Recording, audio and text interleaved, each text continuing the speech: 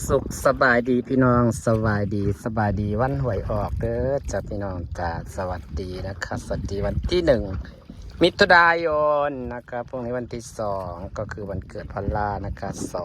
2 มิถุนาเกิดวันที่2 เดือน6 2533นะครับพี่น้องครับไปที่ซื้อเลขกระสือเด้อจ้ามาไหลมองไปน้องเปิดถือปลาใหญ่ครับคือน้ำคือเป็นคลื่นดีเท่าวะน้ำขุ่นพร้อมเด้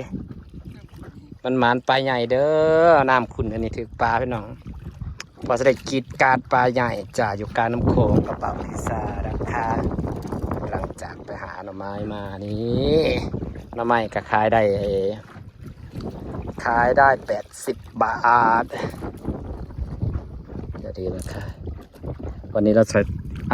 วันนี้มีแต่พวกใส่เสื้อเล็กเก่าไม่ต้องตีใส่เสื้อเล็กเก่าเลยไว้09ป่ะเนาะ09ออกไปแล้วหวดเมื่อกี้นี่นะนี่เลขไทยงวดเมื่อกี้นะครับบ่าวไปเศร้ามันมาไล่มองเสือเลข9เลยพี่น้องที่ไว้ออกนะครับวันนี้เราก็ใส่เสื้อ9หัวก็จะออก09 ออกแล้วเอา90เลยนี่90 99วันที่2 เดือน6เดี๋ยวพี่น้องเดินเกิดค่อยรอรุ่นปลาต้องก็จะได้ตัวใหญ่บ่ถ้าได้ปลาตัวใหญ่แสดงว่าเลขออก09 90สาธุได้ตัวใหญ่ๆเลยแม่เนาะตัวละ4-5 โลจาก3-4 ตัวนี่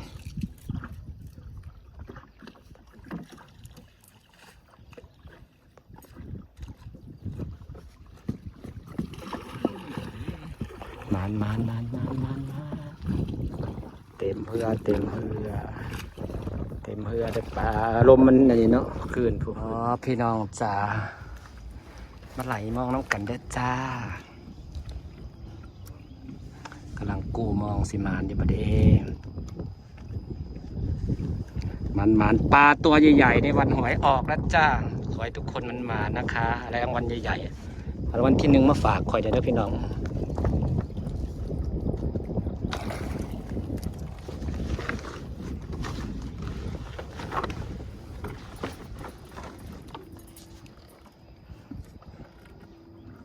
เอาปีศาจกำลังกู้มองอยู่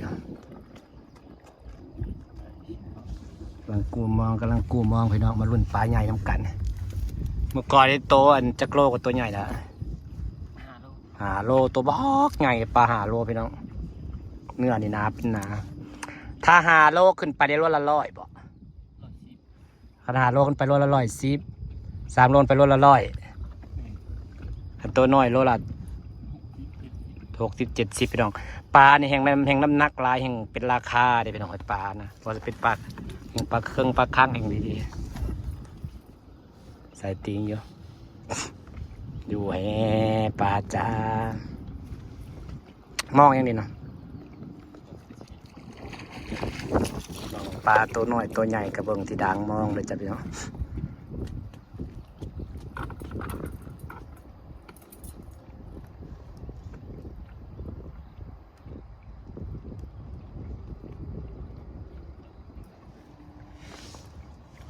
ถือปะ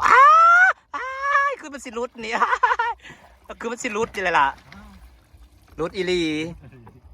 ก็คือมันสิรุดมันปานบดติดมันแก่งขึ้นโอ้ยตัวบักใหญ่10 ห่อเอาไว้ก็บ่ว่าแล้วมันปลามันไอ้นี่เสียดายเด้เดี๋ยวคือมันกิ่งลงมันบอกเกาะปอตัวใหญ่เลี้ยวมัน5-4 โลผมบอกเสียดายเด้ว่าอยู่มันกิ่งกระลุมลงที่2พี่น้องเอ้ยเสียดายปลาตัวเมื่อกี้นี่เด้หลุดไปต่อมือต่อหน้าต่อตาเลยกิ่งกลุ่มลงไปเลยสงสัยเพิ่นมาบอกเลขว่าเลขจะออก09รีบจักถือปลาหลุดปุ๊ดมาบอกเลขก็ซื้อแหละกับปลาออกถือปลาใหญ่สิให้ออกบอกมันถือปลาใหญ่แสดงว่าเลขออกเพิ่นมาบอกเลขสูตรเก่าเพิ่นว่าเก่าสูตร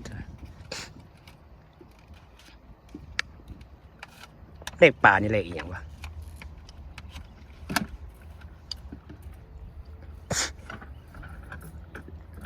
สั่งแสบขอเป็นบัตรเด้รอบที่3เป็นยังเห็ดปลาจักโตอยู่จ้าได้ตัวเดียวกระลุดซับมื่อยเลยพี่น้องไหลมอนรอบที่3เลยขึ้นไหลอย่าเป็นฮอดปลาบ่เห็นฮอดปลาจ้า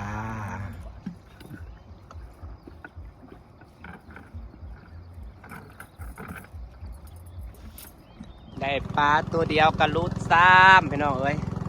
ลาย3-4 หลองบ่ได้ก็ซักกันเมื่อยไปนี่บ่ได้ปลาเฮ็ดได้เมื่อยเลยได้ปลาตัวเดียวมันลุดซ้ำเสียดายเด้บ่ได้ซ้ำพี่น้องจ้าโอ้ยสงสัยมันมาบอกเบรบอกเบอร์นี่แหละล่ะนี่จ้าประกันเมื่อแล้วมื้ออื่นซุ่มสาวลอยซุ่มเจ็ดซุ่มสาวลอยก็สิมาหาเห็ดอาจจะมีพวกเจซีพวก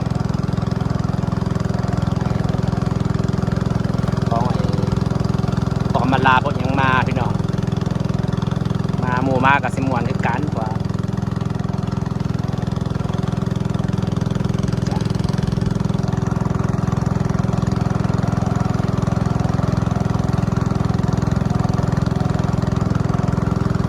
อื่นกับหมู่คู่กับสีมาหาจ้าสีมาพากันไปหาเห็ดจ้าพี่น้องจ้าเอาสีมาวันเกิดพอบ่แมนดอกค่ะเพิ่นแซดมาคิวอยากมาเห็ดเพาะมากับสภาพไปหาเห็ดเพาะเปิดมือจ้าวันเกิดกับบริจัดบริกินดอกมาแล้วแกงเห็ดกินแล้วกันแล้วสักนั่นกับจ้าพี่น้องจ้าเรื่องของปลาอมาลาเจซีเจเจี๊ยบนั่นคือเก่าเบิร์ดพี่น้องคอแต่ว่าต่างคนต่างมีหน้าที่ต่างคนต่างมีอันนี้พี่น้องจ้าแต่กับ FC ก็ยังนำถล่มปลาอยู่เดี๋ยวปลาสิอธิบายฟังชัดเจนไปเลยเมื่อนี้นะจ้าขอให้ทุกคนถูกเลขถูกเบอร์เด้อไปหาปลากับอะไรพี่น้องเอ้ยผมบอกไปหาปลาบดมือบดมือเด้อเสียเบิ่งสิเมื่อยตอนขึ้นฝั่งโขงให้ได้ขึ้นยากมืออื่นบนแน่74 เจมาราสิมาหาเห็ดโคกสิแตกตื่นเด้อจ้าพี่น้องจ้าคุยกันวังเศร้าอันนี้สาวร้อยเบาอ่อยเจสีกับผัวเพิ่นแล้วก็อำมาลาเนาะพี่น้องทุกอย่างก็คือเก่าคือเดิมแหละพี่น้องจ้าเราคุยกันปกติยังคุยกันปกติแค่แบบว่าไม่ได้ไปหาสู่กันซื่อก็มีแนวไปหาอะไรพี่น้องแต่กับFCกับตามน้ำวาพันลาบจบสิ้นบางคนก็ว่าแห้งได้บ่าเองที่ก็อยากออกว่าอธิบายอยู่อย่างเสียกระสั่งมันสิฝากบรรยากาศไว้ซ้ำนี่พี่น้องเป็นคลิปสั่นไปซาหายังไม่ได้ปลากันรุดซ้ำดูไปต่อหน้าต่อตาปลากันรุดไปต่อหน้าต่อตาพี่น้องเอ้ยเสียดายเด้เสียด